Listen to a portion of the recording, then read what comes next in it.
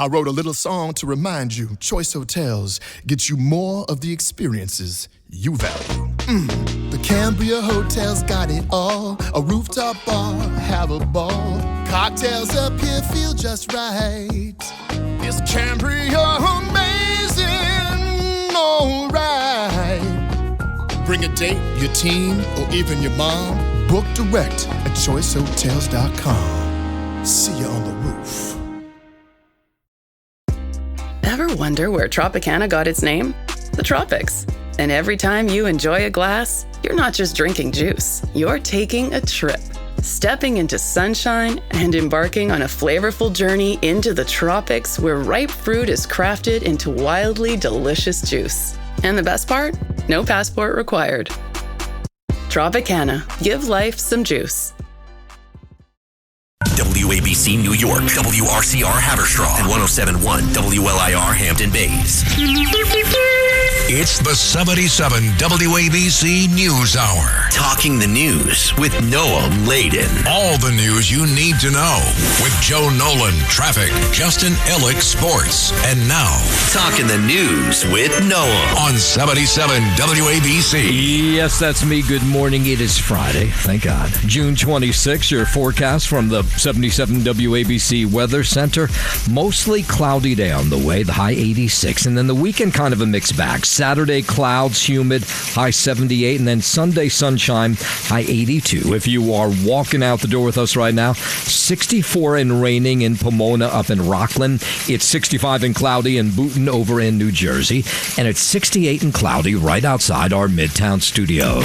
This is the Top 5 at 5. Apparently, the rent is too damn high. The search for survivors continues in Venezuela. Bruce Blakeman calls Brad Lander a Nazi. There's been a sighting of a missing New Jersey congressman, and the Shark Patrol's out in force on Long Island. All right, let's get into it at 5:04. For the first time in its history, New York's Rent Guidelines Board voted last night to freeze rents for both 1-year and 2-year leases for the city's 1 million rent-regulated apartments. That board voted 7-1 in favor of the rent freeze in front of a crowd in a school in East Harlem, and they went nuts when they heard there would be no rent hike. 0%. This is no longer just a city that is a playground for the rich. This is a city for the working people who make it run, and we are making it run for us. And I am so overjoyed that we're finally here after so much fighting, after years of struggling to figure out how we're going to make ends meet. Yeah, so this outcome now fulfills one of Mayor Mamdani's signature campaign promises, which was to set into motion after he appointed after a half dozen members of this 9-member rent board. For years, landlords have run this city, and this is like a new era of tenant power. We have a rent-freeze mayor. Hundreds of people came out and testified, thousands online. Like, landlords' days are over. Tenants are in power now, and it feels amazing. Mayor Mamdani insisted that landlords can weather a rent freeze, but landlords, they just lambasted the decision last night. They say they're struggling already with rising costs like fuel, oil, and insurance, and they say a rent freeze will hurt their ability to maintain buildings. The process is such a farce. We're going to have to cut back. We'll have to lay off people. We'll have to lay off some of the supers. Only choice. It's a business. People don't get it. This is a business. It's not a choice that you think this is for free. In a statement following that vote, you had James Whelan, who's the president of the Real Estate Board of New York. He said last night's vote may be politically popular, but it'll make New York's housing crisis worse. The mayor inherited this housing crisis, but now he's going to own it. He is now choosing to freeze the rent while expenses are increasing, while his water board increases the rates to 6%, while property taxes have doubled over 5 years, while insurance has skyrocketed. Now, while the outcome seemed like a foregone conclusion last night, it did not come with some drama. On Thursday morning, you had hours before the vote, Christina Smith, she was a board member appointed by the landlord. She abruptly resigned, claiming the outcome was never in doubt. She said in her resignation letter that this rebuilt Rent Guidelines Board was required to deliver a rent freeze and disregard the information in front of them. Now, Mayor Mamdani insisting last night that the board is independent. Its members would make up their own minds. Economists economist Jake Kimmel with Realtor.com is concerned about the long-term impacts, like landlords now failing to maintain buildings or apartments because they can't afford to, or taking those apartments off the market. There always tends to be unintended consequences that pop up. In some cases, it can end up hurting renters and the housing market more than it's supposed to. Now, under the Adams administration, landlords received 12% rent increases while their net operating incomes rose about 30%. WABC News Time 508. One of New York State's new immigration-related laws goes into effect this morning. It bans federal officers, ICE officers, from wearing masks and requires clear identification on display. Governor Hochul recently signed this bill into law. Because hiding your face is nothing more than a fear tactic, an intimidation tactic. And that's not how we keep people safe in this state. The governor says New Yorkers deserve to know who's enforcing law in their communities. Another law bans local law enforcement from cooperating with ICE except with criminal when it comes to criminal matters. I say New Yorkers have a right to know who is exercising government authority in their communities. It's not a radical idea. It's a fundamental principle of a democratic government. Now, the White House suing New York over the law because it says it's illegal and threatens the safety of those ICE officers. The White House border czar thinks the Supreme Court made the right call yesterday, the decision to allow the Trump administration to end temporary protected status to more than 300,000 Haitians and 6,000 Syrians living in the U.S. Temporary means temporary. When the condition of that country gets better, they need to go home. Homan says no other administration had the guts to follow the statute, which grants temporary protections while a country is in turmoil or following a natural disaster. That's why the whole statute exists. Temporarily give people protection while the country's in turmoil or after they suffer a hurricane. But the problem is no administration has had the guts to actually follow that statute. President Trump has the guts to follow the laws. Now, down in Florida, the large Haitian community there reacting to the Supreme Court ruling. Many saying this is not good for them. They say Haitians contribute billions to the economy, support tens of thousands of U.S. citizen children. The fact that they've been able to educate their children, contribute to this economy, build their lives, invest in home. Yeah, so Miami-Dade County has the largest concentration of Haitians in the U.S., more than 180,000 Haitian-born residents in southern Florida. The Supreme Court can say it is okay to send these people back under these sets of circumstances is just beyond belief. But those Haitian nationals who have TPS, who've been protected through TPS, and now having to rethink everything that they have built here. So what this high court ruling does, they voted 6-3 to allow the Trump administration to remove deportation protections for Haitians living in the U.S. since the 2010 earthquake that killed over 300,000 people on that island nation. 5/11, President Trump, House Speaker Mike Johnson at a meeting at the White House last night. There's been some issues between the president and Republicans.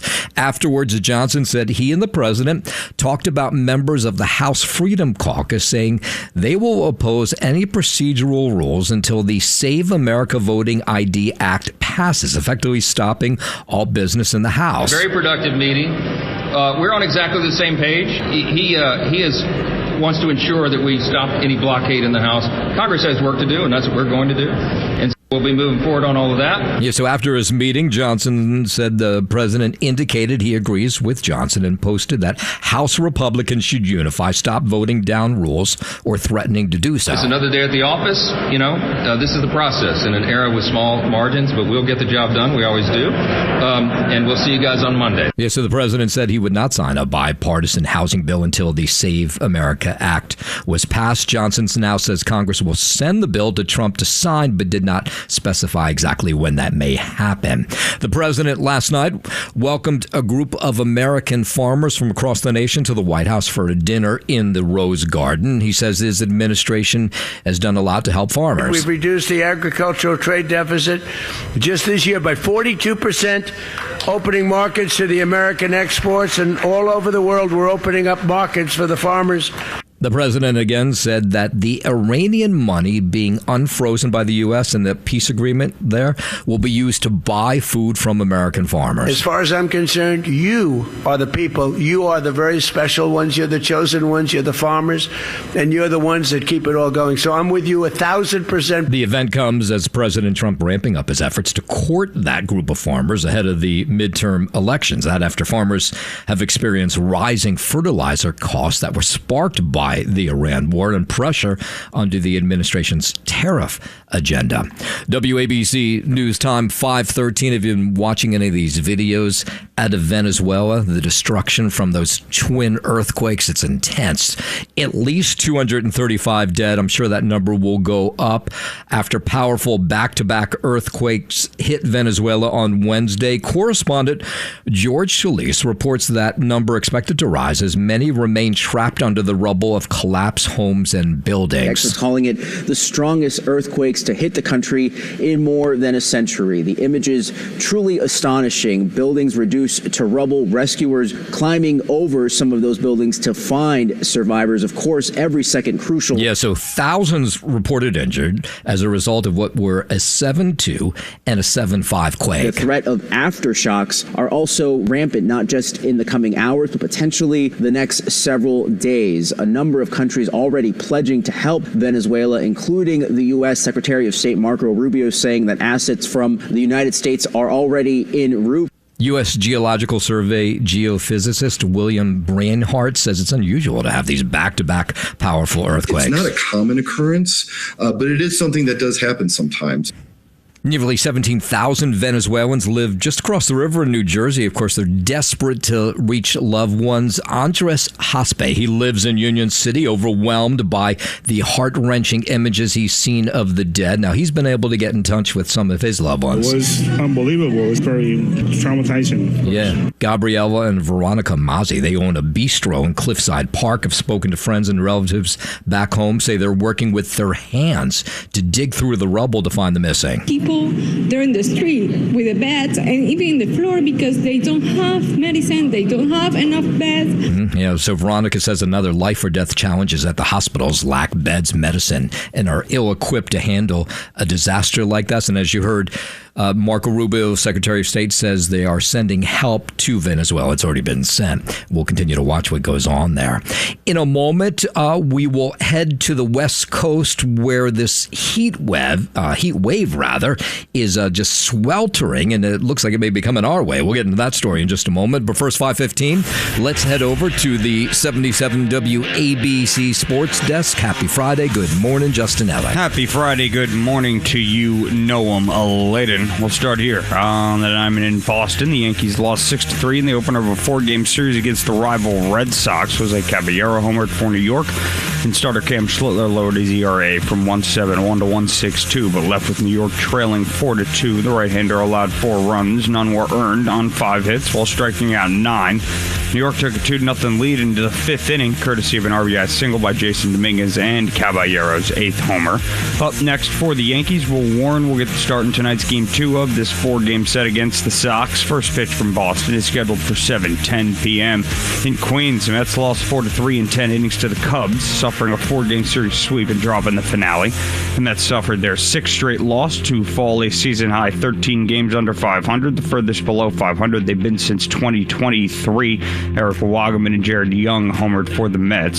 Starter Freddie Peralta allowed 3 runs, all unearned, and whiffed 5 in 5 2/3 innings. Up next for the Mets, rookie Zach Thornton will be recalled from AAA Syracuse tonight to face the Phillies in the opener of a 3-game weekend series. First pitch from Citi Field is scheduled for 7:10 p.m.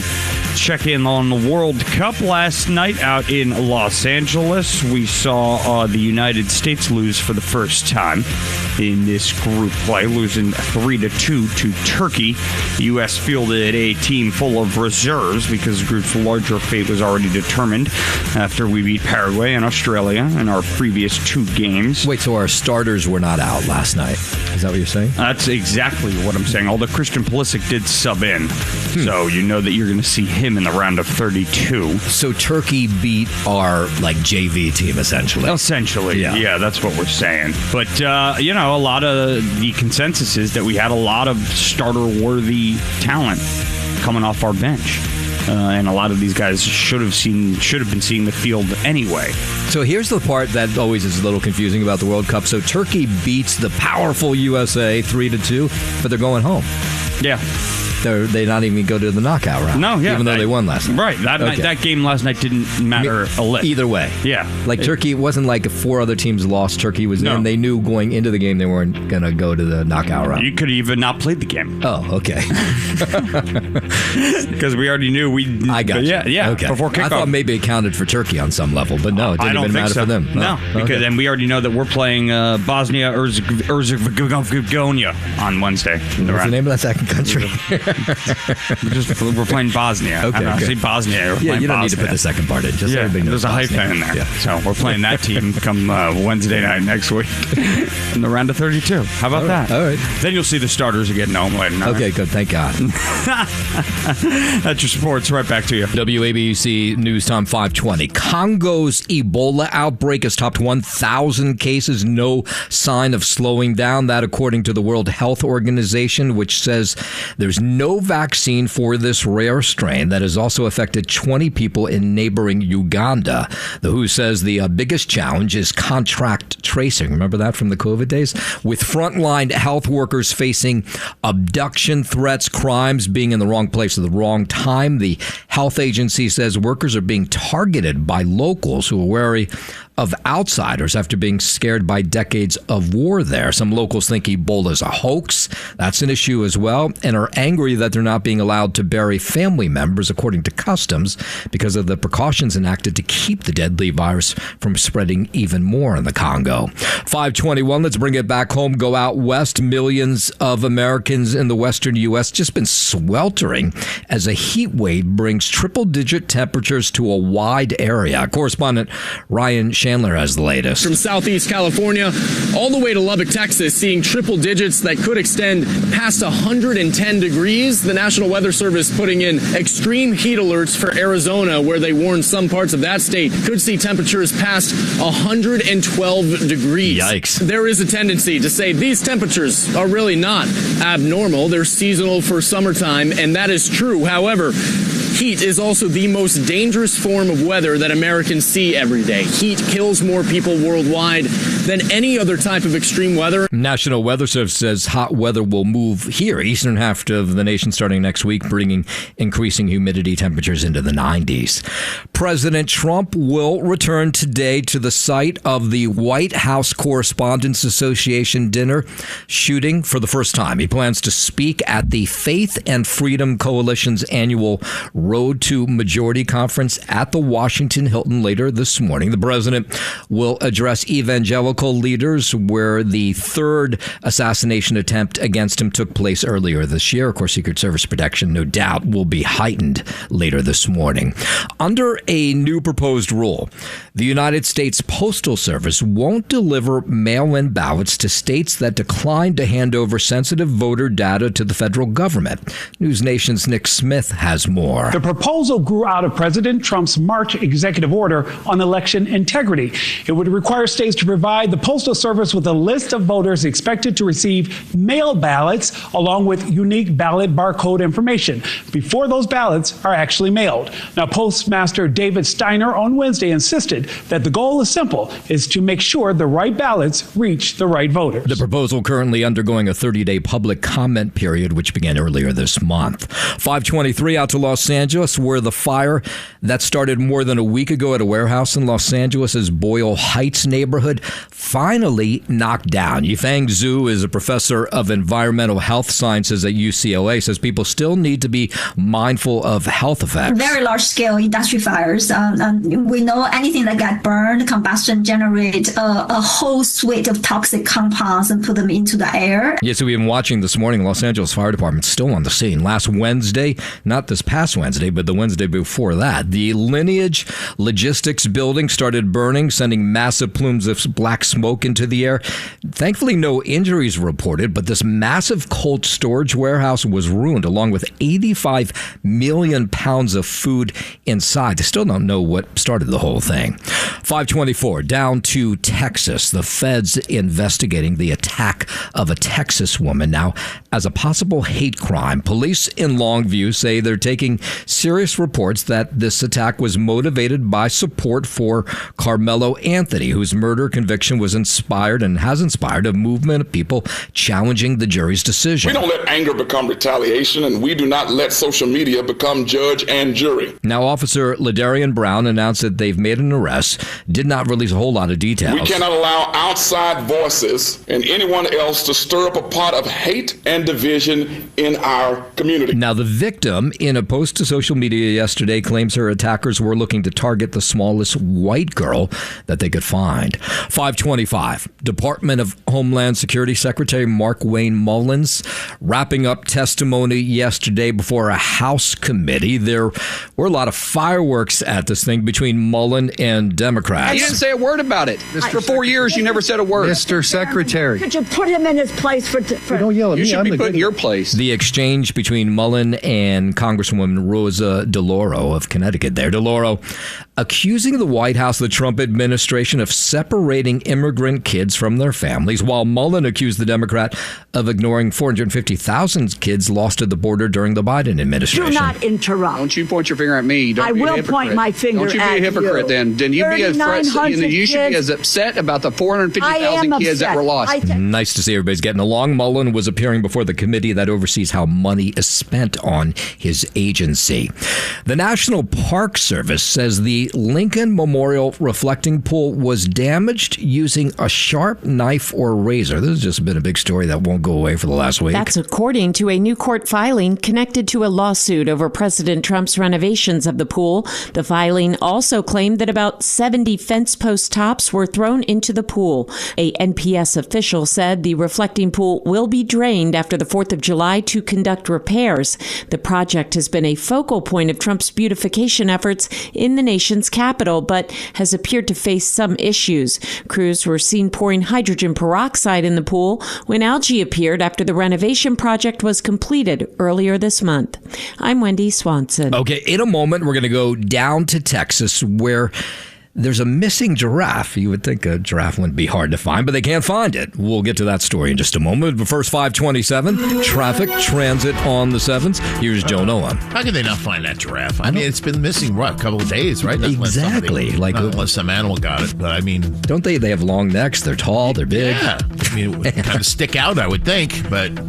Maybe not, yeah. Maybe not. Maybe they're just terrible at searching for things. Could be that, too. WABC News Time 528. The hunt continues in Texas for a giraffe named Gracie who escaped from her home. Has been on the run for a couple of weeks now. Vic Jones, who runs the Cedar Hollow Ranch in Leakey, where Gracie escaped from, says they're hoping that a neighbor will spot her on a game camera. But it's sort of amazing that a giraffe can't be found. She's probably in one of the most remote areas, that you can think of in the hill country. Okay, well, yeah, there's a lot of land in Texas. They're offering a $5,000 reward. The sheriff's office is leading the search. They say in a statement that neither she nor the public's in any danger. I mean, giraffes are not known to be animals that attack. They don't make any noise, so that's part of the issue as well. Landowners, they show up, on a weekend or once a month, and so that's all that's there. So there's no one around. Yeah, so Gracie still not seen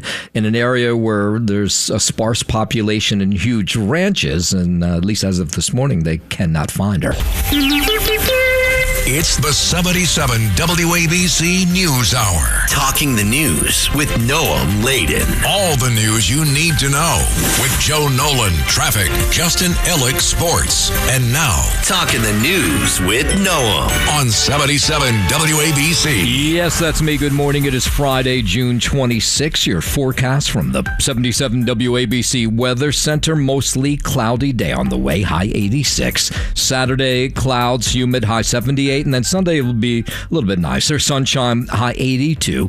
If you're walking out the door with us right now, so happy you are. 64 in raining in Pomona up in Rockland. It's 65 and cloudy in Boonton over in New Jersey, and it's 68 and cloudy right outside our Midtown studios. WABC News Time 541. Maybe you've been following the story. Maybe you haven't. Two-term New Jersey Congressman Tom Kean has been missing.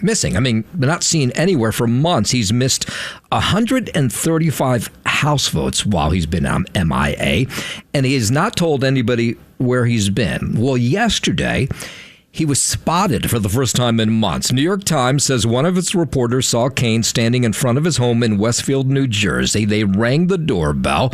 The Republican representative answered wearing a suit and tie and told the reporter, "It's good to see you." He declined further comments, saying he will talk to them next week.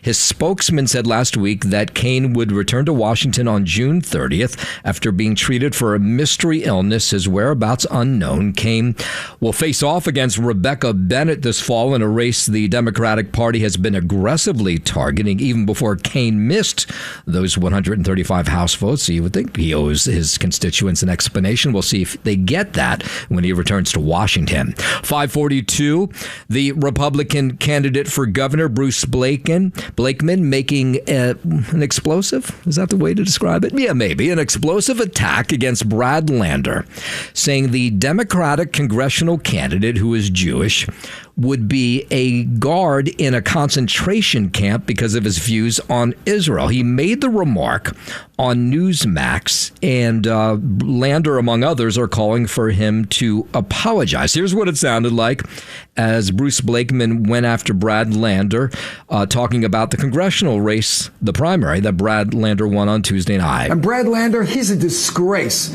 He's anti-American. He's anti-Semitic. Even though he's Jewish, this guy would be a camp guard in a concentration camp if he could. He's a disaster. He's terrible. Now, Lander heard that comment, demanded an apology. The Republican, though, he doubled down in a statement to New York One yesterday in which he said that maybe camp guard was too strong, but certainly a collaborator. So he didn't really back down much. He says that Brad Lander has turned his back on the Jewish community. And a new Siena College poll that came out yesterday shows Governor Hochul expanding her lead over Blakeman in the race for governor. Hochul now leads by 20 points. That's up from a 16-point advantage in April. The poll shows voters largely sticking to party lines. About 3/4 of Democrats say they will support the governor, while roughly the same share backs Blakeman in Republican Party. Pollsters say Hochul holds a 3-1 lead here in the city and has widened her advantage in the downstate suburbs. That's where Blakeman would need to win, places like Nassau, Suffolk County, and Westchester if he wants to win this race. Upstate, however, the race is much tighter. Hochul and Blakeman are virtually tied, according to this latest poll. Over to Brooklyn, where 22 alleged gang members arrested, and what prosecutors say is the largest takedown in the Brooklyn District Attorney's history. DA Eric Gonzalez says those charged are responsible for 26 shootings in Brooklyn that date back to 2023, including 3 innocent bystanders. These cases are the most egregious of the cases that we see in the county. These are the drivers of gun violence.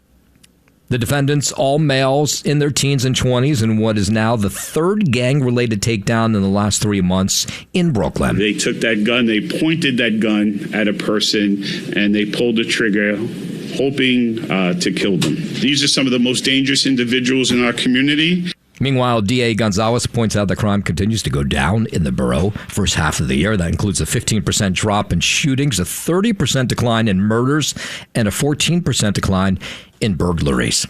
In a moment, we'll tell you what happens when a woman goes to get her nails done and her credit card is declined. We'll get to that story in just a moment. But first, 5:45, let's head over to the 77 WABC Sports Desk. And here's Justin Ella. Thank you, Noam Laden. Sports sponsored by Pete Morgan and Peerless Spoilers. Go to peerlessspoilers.com to find a deal under you. Peerless Spoilers, the world's Best built of bowlers start out in Boston. Yanks lost 6-3 in the opener of a 4-game series against the rival Red Sox. Jose Caballero homered for New York, and starter Cam Schlittler lowered his ERA from 1.71 to 1.62, but left with New York trailing 4-2. The right-hander allowed 4 runs. None were earned on 5 hits while striking out 9. New York took a 2-0 lead into the 5th, courtesy of an RBI single by Jason Dominguez and Caballero's 8th homer. Up next for the Yankees, Will Warren will get the start in tonight's Game 2 of this 4-game set against the Sox. First pitch from Boston is scheduled for 7:10 p.m. In Queens, Mets lost 4-3 in 10 innings to the Cubs, suffering a 4-game series sweep and dropping the finale. Mets suffered their 6th straight loss to fall a season-high 13 games under 500, the furthest below 500 they've been since 2023. Eric Wagaman and Jared Young homered for the Mets. Starter Freddie Peralta allowed 3 runs, all unearned, and with 5 in 5 2/3 innings of work. Up next for the Mets, rookie righty Zach Thornton will be recalled from AAA tonight to face the Phillies in the opener of a 3-game weekend series at home. First pitch from Citi Field is scheduled for 7:10 p.m. Check in on the World Cup last night in full time from Los Angeles. The United States fell to Turkey 3-2 in their final game of group play. They did field a team full of reserves because the group's larger fate was already determined after we beat Paraguay and Australia in our previous 2 games. So we knew, the Americans that is, before kickoff, whatever happened, we would face Bosnia in the round of 32 come next Wednesday. Do you know what that game is? It's not here, is it? No, it's out in Santa Clara, California. Now, so everything now going forward, if they lose, they're out. Yeah. That's why it's called the knockout round. Yeah. Mm-hmm. Okay. But the knockout rounds. So how many rounds are we talking? Like 3-4 rounds they have to get through? Round of 32. So you have a round of 32. That's one round. Okay, see how your math is. Okay, and then you do go round of 16. Right. That'd be your second round. Right. Okay.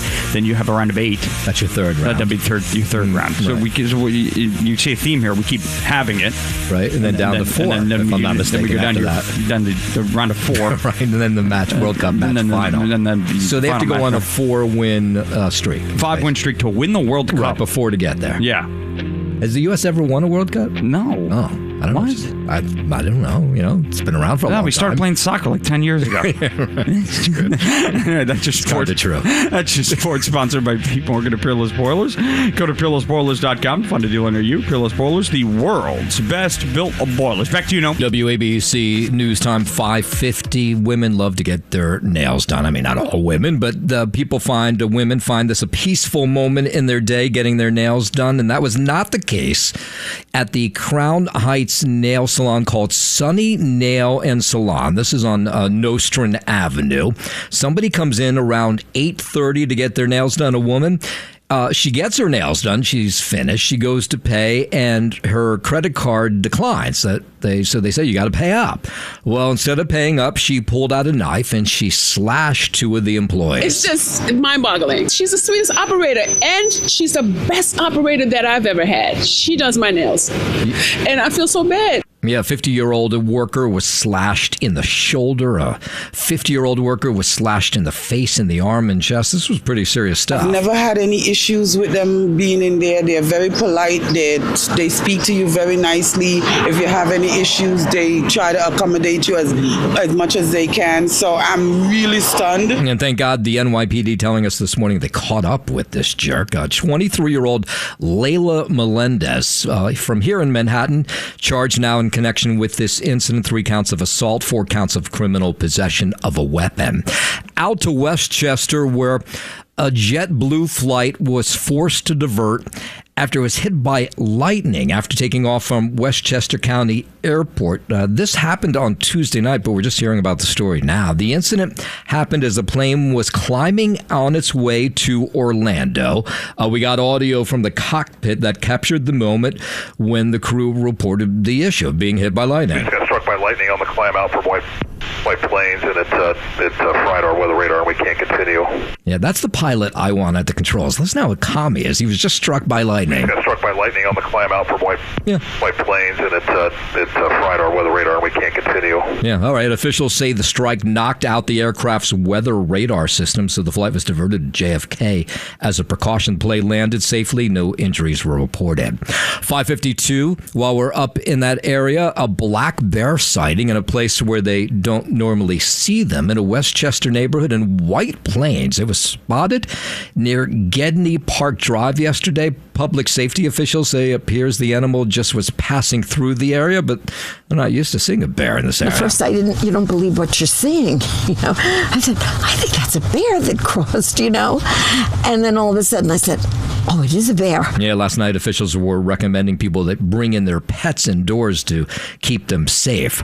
Over to New Jersey, where a music festival that was set to kick off in Bergen County tonight abruptly canceled, with police saying that they got information that some of the bands taking part in this concert have ties to white supremacy and anti-Semitism. It was a heavy metal concert called Vengeance Festival, been scheduled to run at the Whistler Club, which is in Garfield, through Saturday. We are not about hate. We're not going to let outside forces come in here and try to divide us, because we are so much stronger together. That's a local lawmaker. Garfield police confirmed that they received information about the band's allegiances, brought their concerns to the club, and ultimately the club management canceled the festival. Now, they claim, the club management, they didn't really know much about these bands, that they had just rented out the space. I feel disgusted, honestly, that this could happen in my own town. It's really frightening, how close they came to performing. Now, for its part, the concert organizer says this group of black and death metal artists, they say the bands do have some extreme topics and themes, but they said if you don't like them, you didn't have to show up for the show. And they say that this concert will go on elsewhere. They didn't say where. That is, local lawmakers in Garfield are glad it's not happening We there. want to make sure that the neighbors are safe. People who are coming in with anger and hatred in their heart really should not be on the streets of Garfield or any of our communities. 5:54, let's go out to Long Island. Remember we told you about this missing swimmer in the waters off of Long Beach yesterday morning? Well, this story ended well. They were found safe after an overnight search. A family member notified police that their loved one had entered the ocean and never came back to shore. The report launched a search off the coast near Riverside Boulevard. But yesterday, when we reached out to find what had happened to this person, they were found safe. And we said, well, where were they? But they didn't give us any more details. And while we're out on Long Island talking about the beach, New York is stepping up efforts on land and air to protect swimmers from shark this summer, help reduce the risk. There are 13 shark species that will migrate through New York waterways over the summer, and that migration is happening right now between June and September. So efforts ramped up to protect swimmers. Now, Kerry Epstein, he is the supervising lifeguard at Jones Beach. He'll operate the drones that search the water for sharks or any signs of them. And those drones were up in the air yesterday. I'll scan the immediate shoreline, and then from there, I'll kind of work my way out a little bit. Looking for a shark per se is like looking for a needle in a haystack. What you're really looking for are large pods of bait and bunker fish. Now, this year, there are 46 drones on the Jones Beach fleet alone. They'll help lifeguards spot large sea animals and the fish they may be following, so then they can warn swimmers about what's going on. We're using the technology. If you look, you shall find. So, yeah, there are sharks in the ocean. Don't be surprised about that. Yeah, I mean, they're not going away. Last year, the one person was bitten by a shark at Jones Beach. I think it was in the leg. I mean, they were fine. George Chip Gorman Jr., he is the Long Island Regional Director for the Office of Parks. And he says, you just got to be smart when you're out in the ocean this summer. We've seen them reasonably regularly over the last several years. So the first thing, only swim in protected areas. Listen to the lifeguards. Also, just be mindful of your surroundings. Swim with a buddy. Swim with somebody at a good distance apart. So if you run into any kind of trouble, that person will be able to call for help if you can. Yeah, so we asked what kind of sharks are making their way through Long Island waters this summer, and mostly they're great whites, which is a little frightening, and hammerheads. But they say those drones up there and the lifeguards, they say they will keep you safe this summer. Thanks for listening to the News Hour with Noam Laden. You can hear the News Hour with Noam Laden weekday mornings at 5 on 77 WABC. If you like the podcast, share it with your friends and listen anytime at WABCRadio.com and download the WABC Radio app. Hit that subscribe button on all major podcast platforms. Plus, follow WABC on social on Instagram, TikTok, Facebook, and X. See you next time for a new episode, so you never have to wonder. What the heck is going on here?